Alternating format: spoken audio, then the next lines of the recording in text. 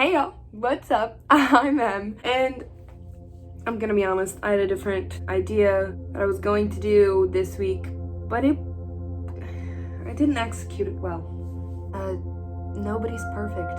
Anyways, so instead, I'm going to be doing what I've been told I do well, and that's storytelling. I have lots of stories of things that have happened in my life.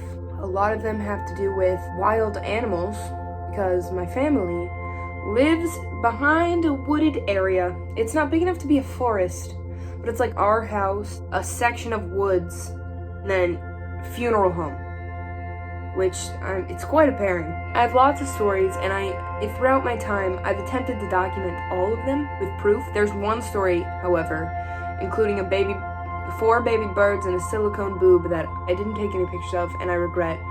But $20 Animal Control has it somewhere in its files. Anyways, that's not the story I want to tell you today. The story I want to tell you today is one of my 3 baby bunnies. So cute. We'd found, I don't know where to start this story. One day, my brother and I drove home from church. My parents had to stay afterwards to do something, and we drove home separately. We get home, and we're in the backyard, and our dog is, barking at the ground. So my younger brother, he goes out, checks to see what's up. Turns out, there's, a family of baby bunnies. A family. There's 3. Well, from what we saw, 2 baby bunnies sitting in this hole. And we were like,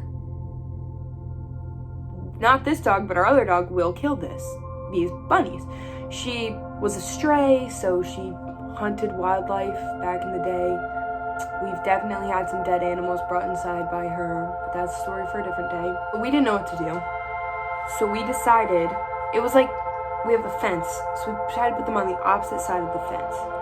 Buried in a hole, nice and warm. We were decently young, had no idea what to do. Didn't want these bunnies to get murdered by our dogs. That was the worst case scenario. Spent the days with these bunnies, super cute. Hold up, rewind. When we were transferring these bunnies, we found out that there was a 3rd one that looked stillborn. So it was already dead, hadn't grown any fur.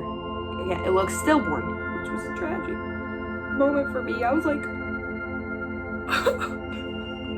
he had so much life to live. So we took his body, this little baby stillborn bunny, and we buried it in the creek, and we sang Amazing Grace. We put a rock as the headstone. He lived peacefully, buried on the edge of the creek where the water didn't hit. Rest in peace, Crackle. That was his name. His name was Crackle. Right. So Snap and Pop were put in the hole. We put a stick over an X over them because I read that that's what you're supposed to do to make sure their mom hasn't abandoned them. And we parted ways for the day. I come back later that evening and the mom hasn't shown up and Pop has died. And I was like, no, I refuse to let Snap die. I refuse. I will not let this baby bunny, I will do everything in my power to not let this baby bunny die.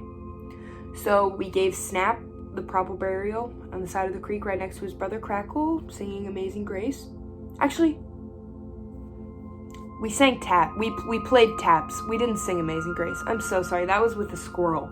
We did Amazing Grace with the squirrel. Taps was the one we did with the bunny. RIP.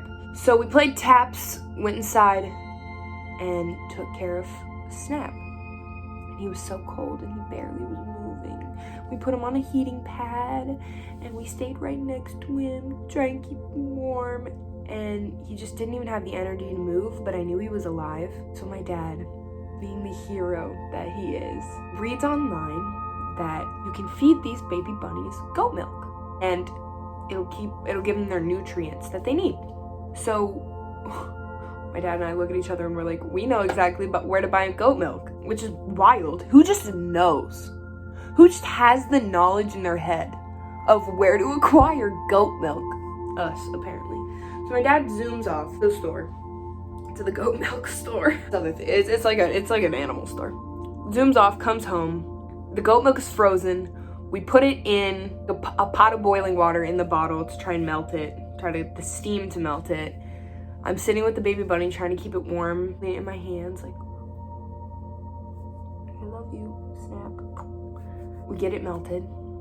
My dad gets a syringe and we start feeding this baby bunny goat's milk.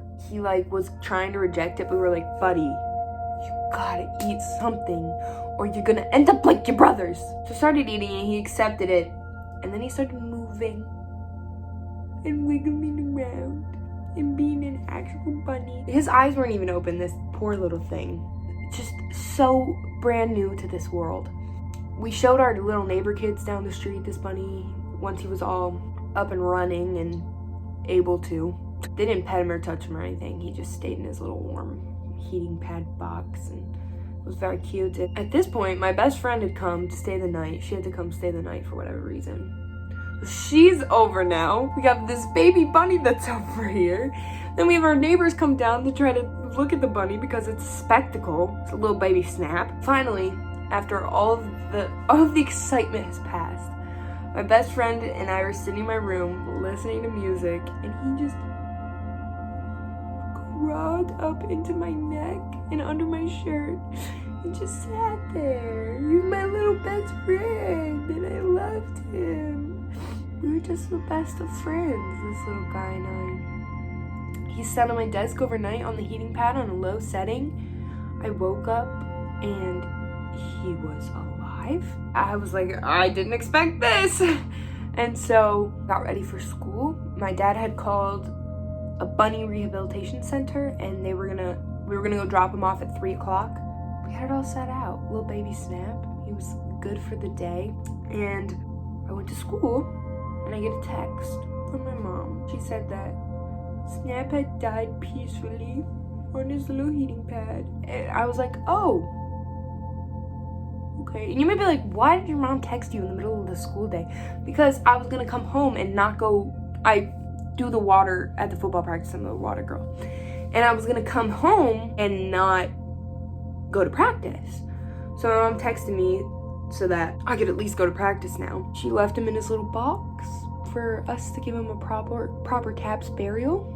My brother and I come home from school. We take Snap. I make them a little casket out of tinfoil and cotton balls. I didn't want him to spend the rest of eternity on just like tinfoil buried cold in the ground. And we went, put him right next to his brother, gave him a headstone. Brothers gave him a headstone, performed taps, and he was sent off into the next life. We talked to the bunny rehabilitation lady, and she said that sometimes that happens. Their parents will leave them because they know their kids are going to die.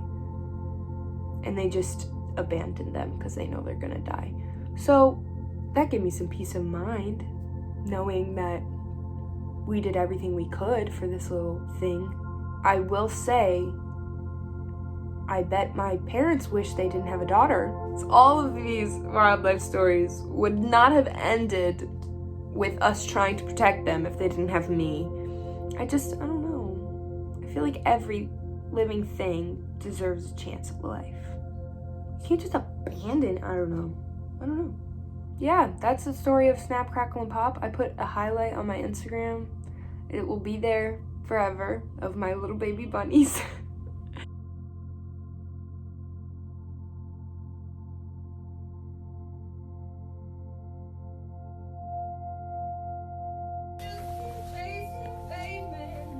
I feel like that wasn't very long.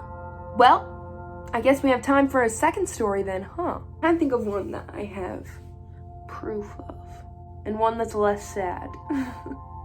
Oh, this one's good.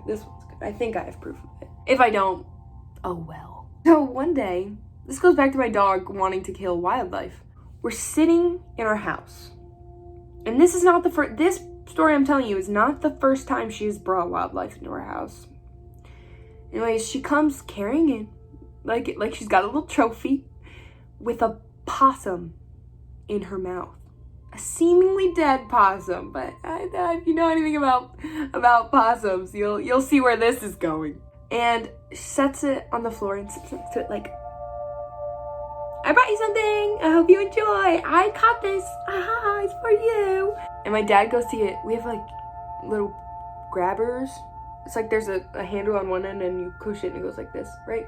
He goes to get them. My brother's like, this thing is dead. And I said, you're gonna be sorry when it pops its little head up and is just playing dead, okay? So, sure enough, I don't even know how to describe this feeling that it gave me. I was petrified for no reason. This little possum pops its head up, looks around, and then zombie crawls on his front 2 legs across the kitchen floor, dragging blood all over our floor. And I'm like, Dad, it's not dead. Go, we gotta release it in the woods. We gotta release it in the woods. We can't kill it.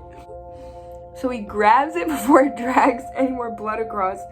And I'm sitting there, I was like, oh my gosh, that was terrifying. It was like a zombie. And not to mention, when it popped its head back up, its teeth came with it. It was like, I was like, it's gonna give me rabies. I have my rabies shot probably. I don't know. I know nothing about my own health. Grabs it, brings it into the woods, and he said it hopped up on all 4s and scurried off. Here's some proof that Harley brought in a paralyzed possum. This little possum that respawned in front of my eyes. Respawned with all 4 of its legs working. And it wasn't paralyzed from the waist down. So I guess a happy ending. Okay, those are all my stories for you today. I have more life stories. Some of them don't have to do with wildlife. Some of them do. Yeah. I'll catch you later. It's 'cause that's all I got for you today.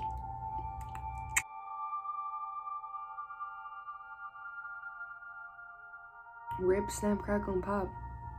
And wash your hands.